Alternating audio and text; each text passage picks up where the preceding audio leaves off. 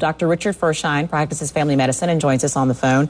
Dr. Firshein, thank you very much. First of all, how common are benign brain tumors?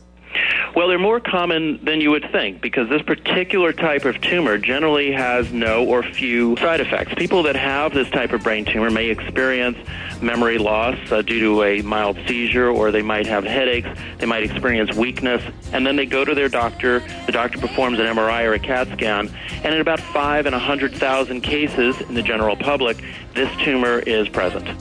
So what do you do?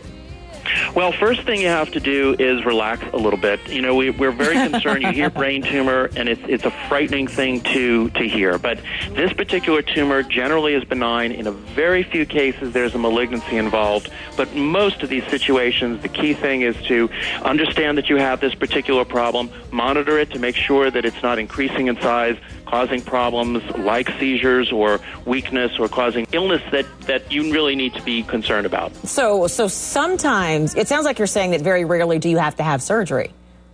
Almost never do we recommend surgery. There are cases of meningiomas going back certainly into the last century when doctors were performing surgery on it. At this point, we recommend that generally these problems are watched. We have a lot of sophisticated procedures to monitor this, including those tests I mentioned earlier, such as CAT scans and MRIs.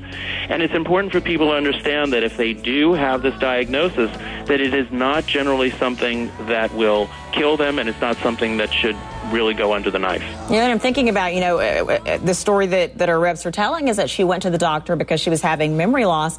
A lot of people don't even go to the doctor for that to even find out that they have a benign brain tumor, that's what was causing it. They don't even go to the doctor for memory loss. Right, and it's important for people to understand there are a number of reasons to have memory loss. In a case like this, it's quite possible that she had a seizure at that point and that the memory loss was part of a focal seizure or something more specific to that area of brain that was affected. It's unlikely that this is going to cause long-term problems for her. It's unlikely that this is going to cause long-term memory issues for her. I think she's going to do quite well. Her doctors are going to monitor it carefully. But each one of these situations really brings up a problem in the sense of what is causing this increasing rate of brain tumors, and we are seeing it. There was a report earlier this year that found that dental x-rays were related to a significant increase in this particular type of brain tumor. We know radiation in general increases meningiomas, and people are becoming more sensitive to the idea that there are things in the environment which may be triggering these problems. Dr. Firshein, I think that you have laid out another story for us that we need to follow up on, and I thank you very much for your information. We appreciate it, and glad to hear that she'll be okay. She's got a lot of fans and a family, obviously.